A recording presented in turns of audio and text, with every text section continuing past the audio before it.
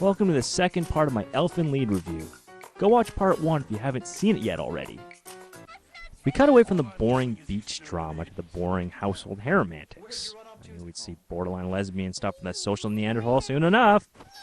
Swear to God, the creators of the show just include these short scenes so all the creepy fanboys can write shitty porn fanfics and actually have a shred of canon to relate them back to. But the episode ends in a huge cliffhanger as Lucy and Nana finally begin to square off. It's rematch time! Will Nana earn her honor back? Will Lucy regain her memories? Oh my god, oh my god, oh my god. I can't wait to see this. Next episode, quick!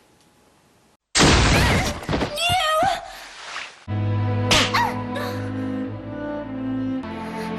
you dare hit me! Oh, the tears! She's the one who's bad! Why is it that everyone is taking Lucy's side?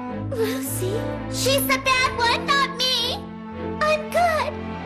No, Nana, wait!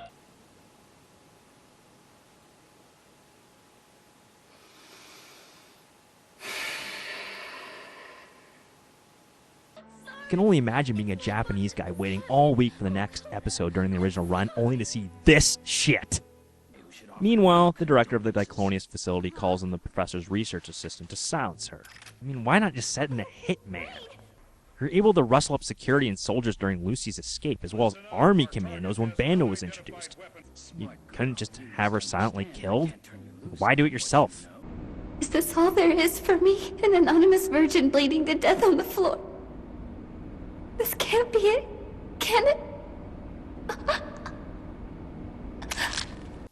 Well, that's certainly a Shakespearean death, but why is your last regret dying a virgin? Not thinking about mom or dad or your friends or anything. Just that you haven't had a taste of man meat yet. And you're alive, you just clearly died! What the fuck was the point of that fake-off that lasted all of like 2 seconds? Miss Cyclops reemerges and stumbles around the house a bit, accomplishing literally nothing except hinting at knowing Coda from before the show, which she's done at least a dozen times already. Meanwhile, these two guys talk some more. Like, there's nothing going on in the show. I know I'm not being funny, but this is it. There's no fight scenes. There's no drama. There's not even romantic angle working. They just talk and accomplish nothing. At least we got to see a Lucy flashback. She's by far the most interesting character on the show when she's not acting like she got hit in the back of the skull with a tire iron. See, it turns out Lucy had a pretty tortured childhood in an orphanage, with all the kids and even the adults absolutely hating her because of her weird horns. Now I get it. Elfenlied's basically the wet dream of some disgusting nerd who was teased throughout high school and wished he went all Columbine on their asses when he had the chance. Wow. These are the dumbest bullies ever. They look 10,000 times more stupid than Lucy right now because of this retarded as fuck dance.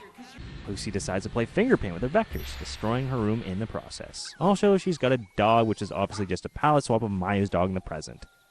These bullies end up being fucking psychopaths because they decide to beat the dog to death in order to tease Lucy. These are some super fucked up kids. And of course, what we were all expecting to happen does. Lucy goes Virginia Tech and tears apart the whole room. Hey guys, you know how you could have made this revolution actually a plot twist rather than have something expected from the start? Don't play the same creepy music through the whole flashback. Seriously, even during the happy times, it sounds like someone is about to have their fucking face bisected. During the burial for the dog, we hear the obligatory music box version of the opening theme that pretty much every anime has to include in the soundtrack. The show is drawn on every anime cliche so far. Music box is a forced MacGuffin? Check. Incestuous relationship treated as legitimate? Check.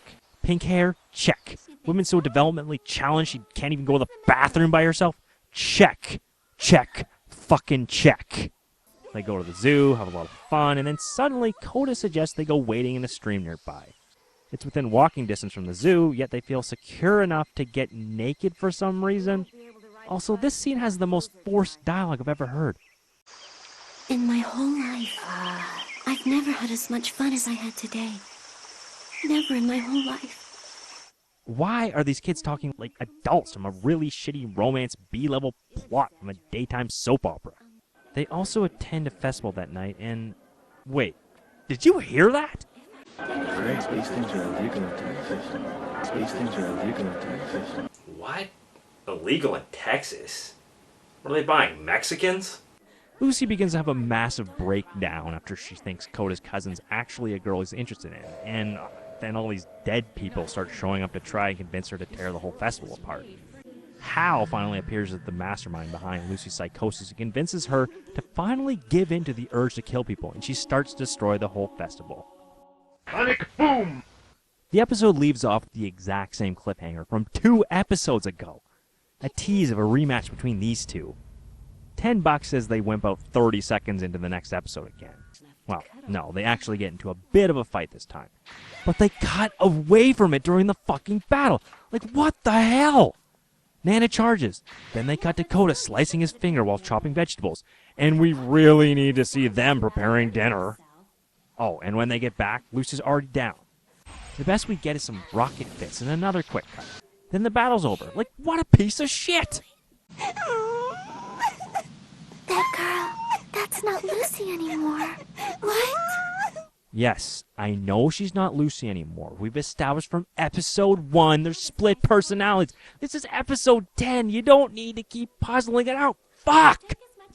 So after 3 fucking episodes, we get back to the subplot of Kurama getting ready to release yet another Diclonius to track down Lucy and Nana. Well, at least they tease it. Then it turns into yet another fucking flashback show. Listen, I have no trouble with flashbacks. They help establish characters, show what happened in the past that's relevant to the present, and so on and so on. But Elfen Lied has stagnated the main plot for about 5 full episodes worth of flashbacks that are entirely fucking pointless! At the very least, this flashback isn't slow and completely unnecessary. We can see the history of the Diclonius. My first question is this. These things are randomly popping up and slaughtering cops across Japan. So how are they not common knowledge? There's no way they could cover up something like that. Oh man, it's a blast from the past. Who would have thought that she'd make a reappearance? Also, it turns out the Kurama's been killing all the newborn Diclonius that keep showing up in the area, but how far does this initiative even reach? I mean, sure, the Diclonius virus that causes people to reproduce Diclonius rather than humans is spread by vectors. But it's still implied that the original Diclonius babies themselves simply randomly appeared. So it's not like they can't continue to appear. It's implied later that it's happening elsewhere in Japan, so are they all funneled to him? What about Diclonius born outside of Japan? Does America or Canada or England or anywhere else have their own Diclonius labs? And what about the Diclonius born in rural areas or third world countries? This idea of Diclonius being born to random people due to it being an advancement of human evolution means that this whole lab and the people in it are just wasting their time trying to contain a problem that's so obviously out of their league. It doesn't matter what they do here, because in bumfuck nowhere there'll be Diclonius born that are out of their reach. And hell, what happens if Diclonius are born in like Afghanistan or Iraq? That pretty much means the end of the American occupation if the terrorists start training Diclonius to fight soldiers. This whole concept is absolutely fucking retarded! The flashback ends with a completely off-the-wall scene where Nana's being crucified by stacks of angry yen bills. This is probably the only attempt at humor that Elfen Lied indulges in that's actually legitimately funny. And even then, I'm still not completely sure if I should be laughing. So finally, we get to see the granddaddy of Diclonius murderers. The one they're going to send out to kill Lucy and Nana. Well, no, we get to see a bunch of hands sticking out of a wall. To actually see her, we'll have to wait for the next episode. Christ! Elfen Lied sure does love its pointless cliffhangers. They eventually release number 35 by manipulating her to remember the staff who she thinks is her mother.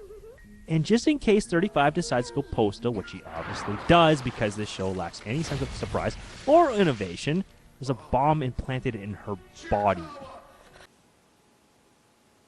Why? Why did they plant a bomb in her and not anybody else? Why did she warrant it? Sure, she's got 26 vectors at 11 meters apiece now, but they've already established vectors don't appear until they're 3 years old. So that's not the reason. So why does this one specifically get a bomb? Or, alternatively, if they all have bombs and they just haven't mentioned it on screen, why not just detonate Lucy and Nana? I'm going to go home, and you're coming with me. It's no use.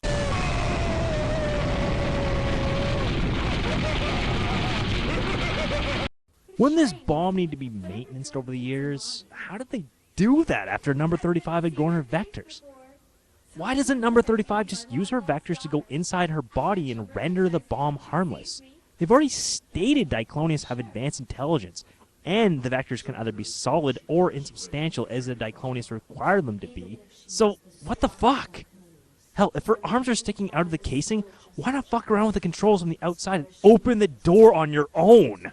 This doesn't make any fucking sense. Plot cohesion. Have you heard of it? Move quickly. She's unable to use her vectors while she's in a state of pain. Since when? The entire fight between Lucy and Nana was based around them getting hurt and still using their fucking vectors. Hell, Nana openly admitted she uses her vectors to operate her prosthetic limb so she appears to move normally, and I guarantee you, those fucking stumps that were severed all of 3 days prior still hurt like a motherfucker. The show is just pulling shit out of its ass now. They can't even keep their own fucking lore straight. And we cut back to the daily life of Koda and his polygamous family, where Nana announces her plan to become the world's first morbidly obese Diclonius. However, Koda tries to counter her terrible eating habits by telling her she'll have to get some exercise by doing chores around the house in order to pay for her rent. Also, Mayu seems to be a pretty big fan of Namco. I guess while she was homeless, she spent all the quarters she even made on Pac-Man at the local arcades. Bando makes a triumphant reappearance as a trash man. They never explain why he's still just hanging around the beach all this time. Maybe he's waiting for Lucy again? I don't know. You think he'd go looking for her in the city? Kurama approaches him anyways, decides to get him to kill Mariko. They keep building this massive epic battle between Nana and Mariko. Well, at least this time they don't wait 3 episodes to pay this cliffhanger off. Instead, they don't even bother! Yeah, that's right. They don't even show the battle. The episode starts after Nana's been defeated. Oh, yeah, but let's cut away from the final few bits of the battle that's still left so we can hear some really fucked up shit from Mayu. And it's nice to have parents. Parents? Of course, at the Kaede house, Koda's the father and you're the mother. Why did you befriend this girl again? Also, just to make sure that the show isn't kept too interesting, we segue away yet again to see the billionth flashback of the series. This time we get to see the exact same events. This time from Koda's point of view instead of Yuka's or Lucy's, conveniently reusing old animation cells and voice work. I gotta save money somehow, I guess. Also, it's pretty obvious from the beginning of the series that it was Lucy that chopped up Koda's family, but they still reveal it like it's a big fucking twist. I guess these guys really depend on the viewer base being dumber than a bag of hammers. As the final episode opens, right off the bat, we completely skip the epic climax between Lucy and Bando and show him completely fucking owned for a 3rd time. For all the shit this guy spewed, he really turned out to be kind of a pussy. And here's the only shitty home-based segment I actually like in the whole series, where Yuka spends like a minute and a half completely tearing into herself. But I'm so selfish. I get jealous that he isn't paying attention to me. I get angry and I nag him and I cry. I'm terrible. Damn right, bitch. Not getting any sympathy from me. It's because of you that this show bogged down so fucking much. The final battle between Lucy and Mariko is actually pretty cool, though I guess I don't have much of a frame of reference because it's literally the only battle they've shown so far that's lasted for more than 30 seconds. Now, don't get me wrong, I like a good drama or romance, but the draw of Elfen lead was psychic chicks flying around, fighting, and chopping limbs off. That's what it's known for, that's what it teases in over 13 episodes. There might have been maybe 5 minutes of that overall.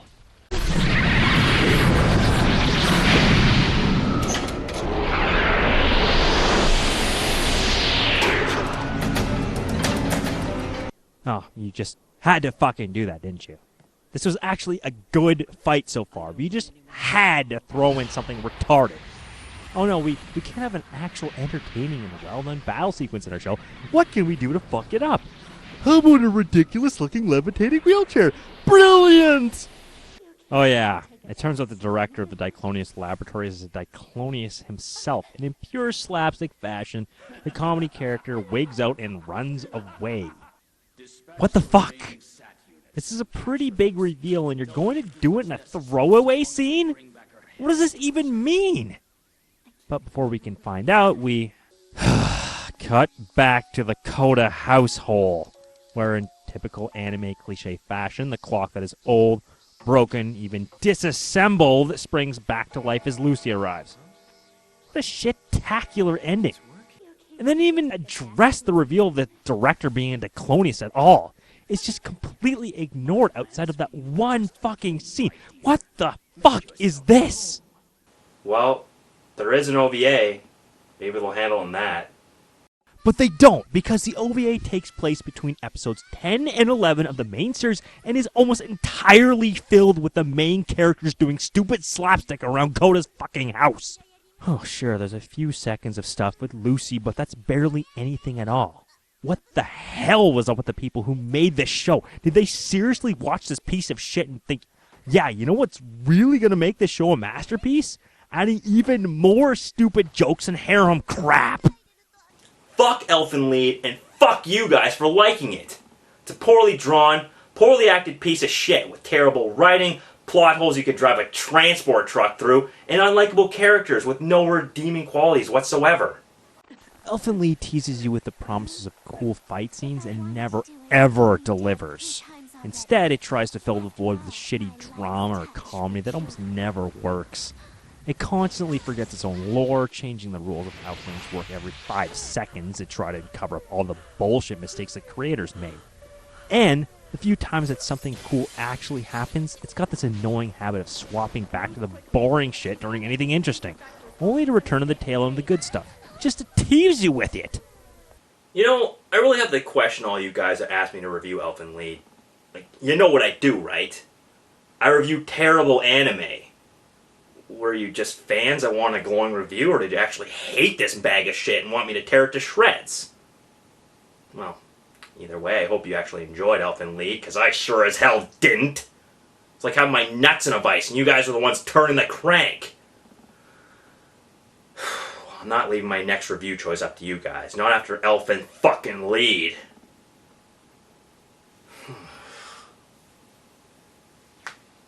Whatever. Just gotta relax. Play some of the vidya. Unwind after all this